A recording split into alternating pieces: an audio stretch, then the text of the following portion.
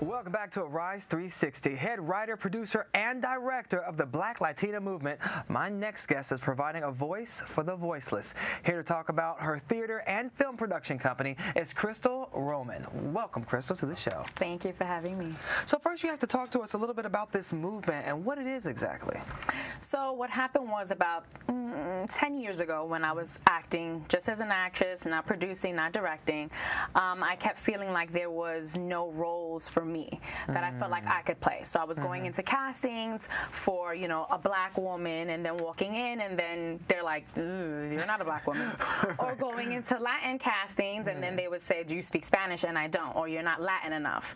So then there was this frustration that I was going through with lack of roles. So then I said, you know what, let me see if I can start writing. And let me see if there's enough of us that I know of that we can start creating these roles and these films. And what happened was there was just an outpour of other women that I knew that were struggling in the industry that wanted to play certain roles, but they didn't fit a role or fit the box. And so that's what happened. And from there, it's just sparked 10 years. We've been operating for 10 years, so it's been very successful. So we know that there's more of us, and it's not just what, you know, the box that Hollywood has put us in. All right. Well, first of all, happy anniversary. And do you think that your company is helping change the narrative of what Black and Latino or Black Latinos is in the industry? Absolutely, absolutely, because we come in different colors, different shapes, different hair textures, and to see women who are just so talented and they're not getting these roles because they look a kind of way and they don't fit into Hollywood's box. It's just so disappointing when you meet so many people and you're like, oh my God, you're just as good as this one on TV or this one or that one.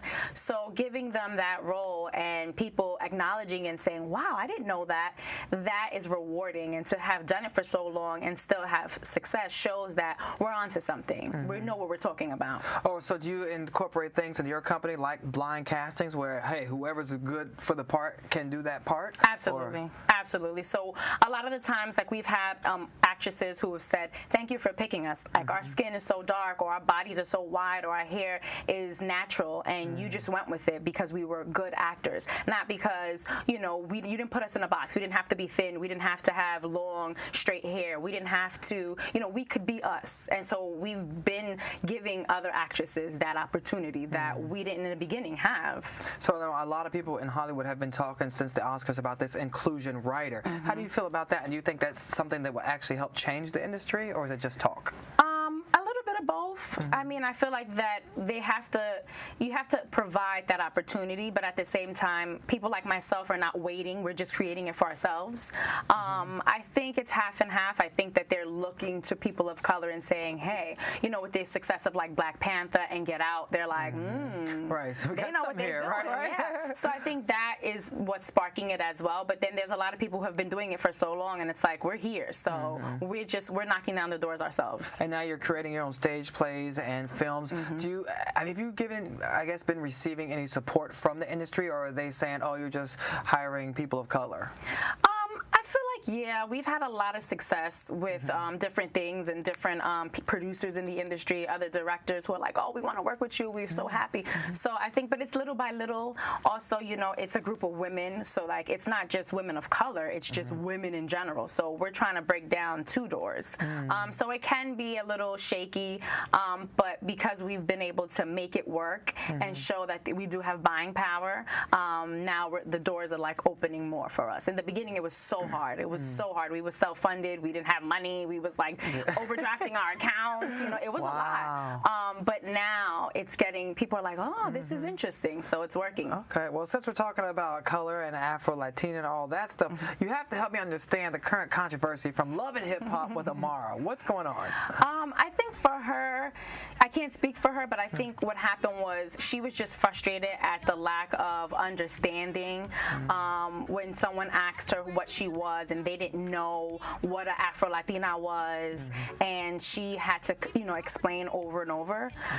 For me, I've been doing it for 17 years because before I created the company 10 years ago, I was an actress for 7 years. So I'm very well aware of the way that the industry and society expects you to look and talk and be a certain kind of way and dress a certain kind of way and your hair to be a certain. So I'm familiar with that. I don't know her history and how long she's been doing it, and maybe that's why it's, you know, so overwhelming for her. But I've come to a place where I'm like, it doesn't bother me so much anymore because I get it and I understand why people are the way that they are. So for those who are confused, help break it down. What is Afro-Latino? So we call ourselves the Black Latina movement, and that's because Afro-Latina is the countries in the African diaspora where the transatlantic slave trade went to. So 2/3 of that slave trade went to South, Central, and the Caribbean. So it's undeniable, 66% of slaves went there. It's undeniable the African root for Latinos. But just like with any kind of society with whitewashing and racism and internalized racism, Latinos don't always consider themselves black. And so that's where the term Afro-Latina comes from. If you're from those countries, you're an Afro-Latina.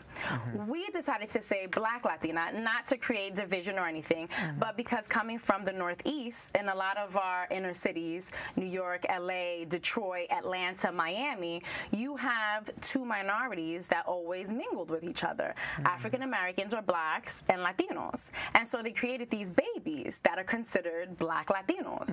And so a Black Latina from Detroit, whose mother is African American and father, say, Peruvian, and an Afro-Cuban can have comparing experiences where they're kind of the same. They might not have everything the same, but they can understand each other's plight, each other's struggle, what we are as women and how we can identify with each other. Well, you say you've been explaining this and sort of defending it for 17 years now. Do you ever get tired of like, you know what? Just consider me an actor or a producer or a director. What does it matter? Like, why can't I just be a woman? Why can't I just be? It's rough, but at the same time, I'm so proud of who I am and my roots that it doesn't bother as much as it did anymore. And maybe that's where it was for Amara, where she was just like, what do you mean you don't know what we are? It does get frustrating, but that's why we use that term to include both groups of women, not just Afro-Latinas who are from the African diaspora, but women, people, not just women, men from those parts of New York and LA and the inner cities where their families are black and maybe another parent is a white Latino, and they can still understand a Dominican, an Afro-Puerto Rican, an Afro-Colombian. Well, regardless of your background, you are very talented because one of your latest projects, you not only wrote, you co-produced, directed, and starred in. Like, how do you balance all that? And tell us about the project while you're at it. It's a lot. So Series the Celibate is fun because it came together years ago. I wrote it in 2012, and then we felt like we needed to pump it out now because of everything that's been going on with Hollywood and everything being so hypersexualized. So it's a story about a woman who she's taking a vow of celibacy and going on that plight in New York with men and seeing how it's not as easy as people would think to just want, but it's a mature subject, wanting to have a deeper connection with someone and emotionally, mentally, spiritually, and taking away the sexual aspect. And how can you go about that? How can you really find love on a deeper level and not just have the physical aspect of it? Sounds like there's going to be a lot of comedy in there Exactly. as well. It is a romantic comedy. Right. It sounds great. And so what other projects are you working on? We have Black Latina the Play. That's our signature piece. We've been touring with it for about, I would say, 6 years now. Wow. We've been to Penn State. We've been to USC. We've been to, we're about to go to St. Paul.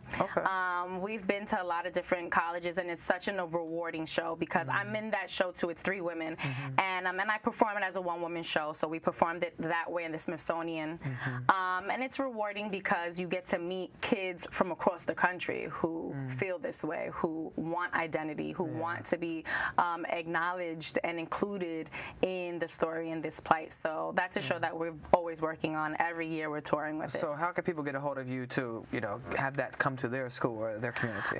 They can go to the website, Black Latina Movement, and then just drop me a message, and we can talk about availability and how to get us there. Yeah. Okay, definitely. It's something that you all should experience and have at your place. So thank you so much for joining us, and continue the movement. Thank you for having me. All right, and Arise 360, we'll be right back.